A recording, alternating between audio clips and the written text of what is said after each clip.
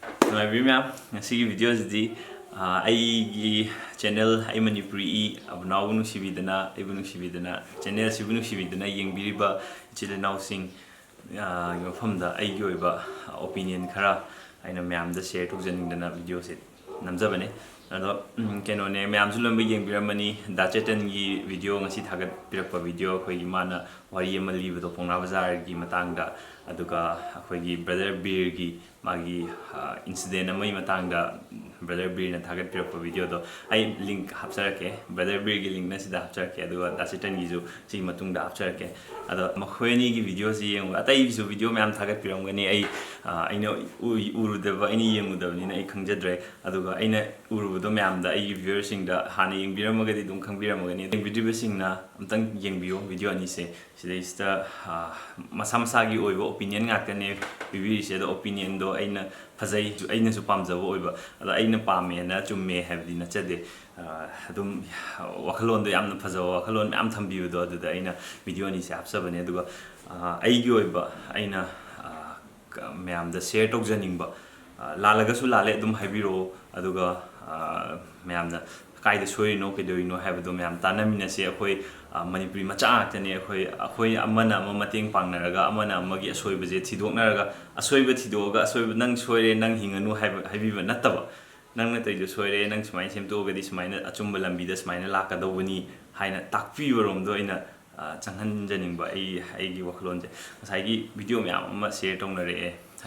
adida video kharada loimbakta di haijaroi kharada sai gi thoiba incident sida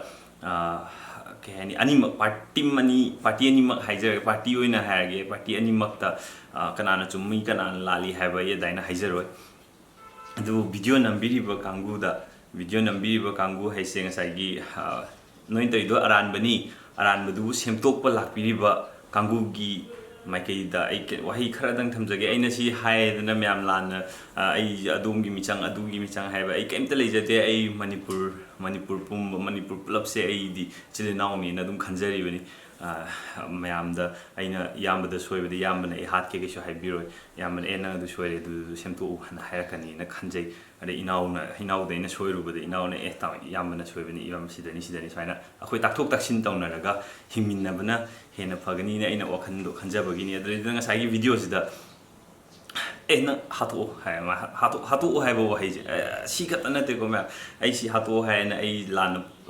khanbiganu ngasai gi video anamba khoi mob justice to bukanda huran ba ma phare na ju khalaji huran ba je phar kan ma si huran je hatu he hai bugumba adagi aran ma thabo ma toromba mi ma phare ha ma si aran ma torom mi hatu phadongni hekta hai bugumba aina haidi ngasai gi aran ba thabak toriba mi du bu chumthokke hena thopi reiba myam jina hatu na hairagadi som chumtho ibra natraga somje mi hatpo oiribra ai aduma gyanta de saina ama saying ama leibine kanani rambano ke dobuno ai khangjade kharana batman na haibne na hai kharana churchill na haibne na hai ke hani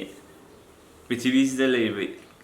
if you kill a killer will the number of killer decrease na haiba and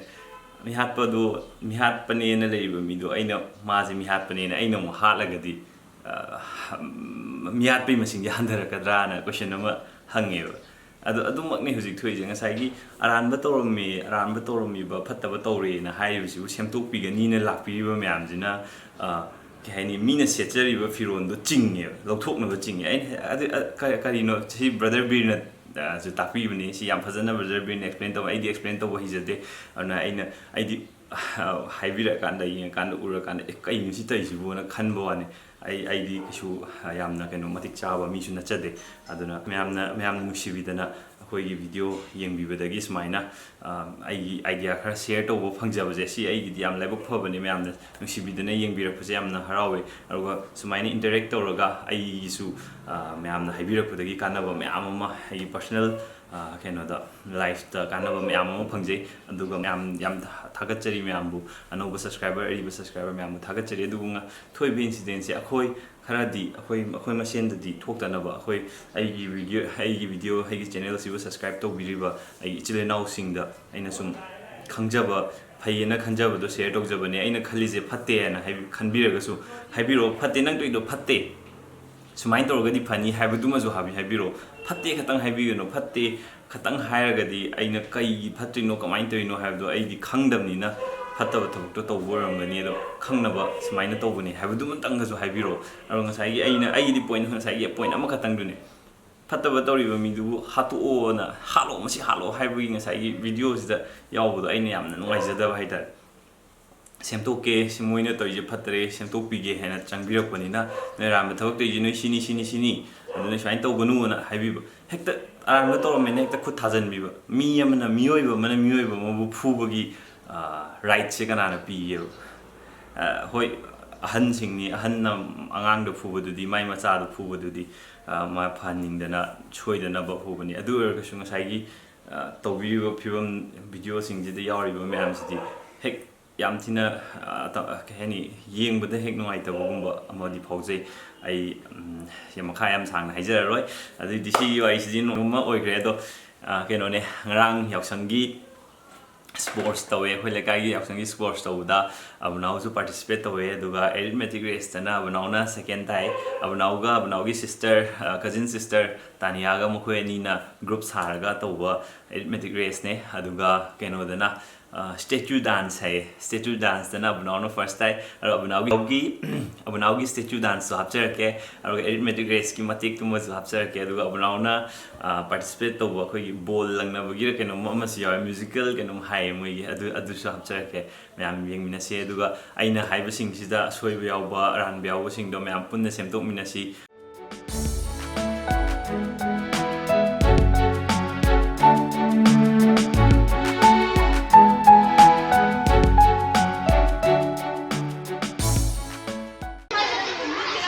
Abuna, kai sport na yaw luis ba? Kaya ba? Kanan chen doi no? First ada man bro.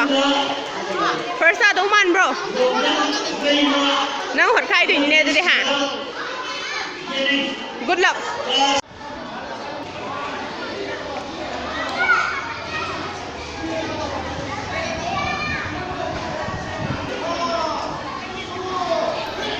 Zero, question paper loro, aduga na kinani, nanda sudah question paper lo, hana pingi salo, pingi iro, class haro, angka hot pamina hana kami iro, amba hatu amba kali khot kanu, pagkata pagkata iro, lantai kala lagi pagkata amtak ka sendora ka piro,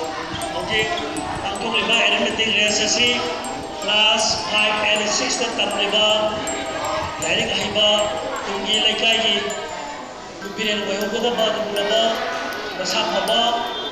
dari yang kahiba ma matne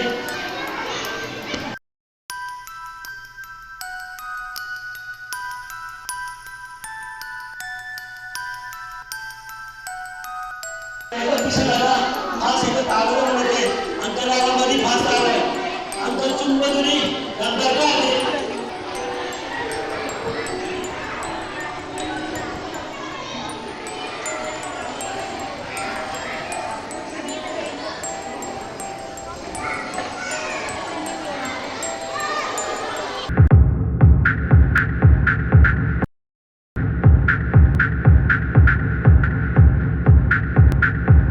Abuna daw ya eh.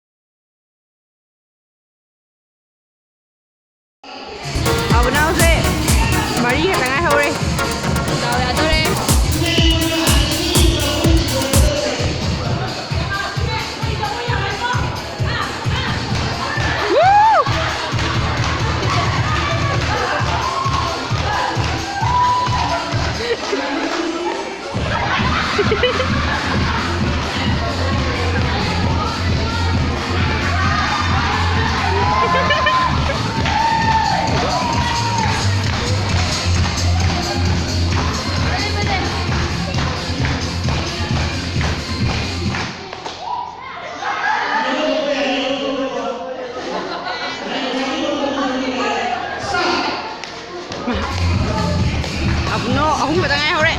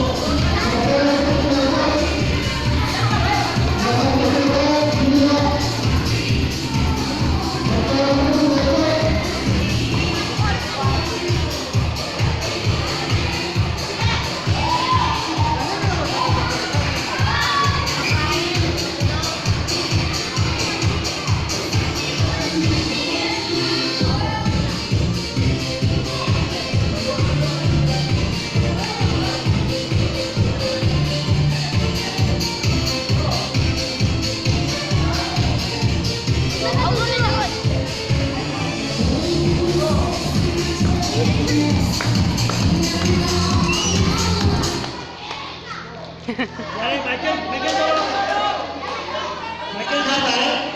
start.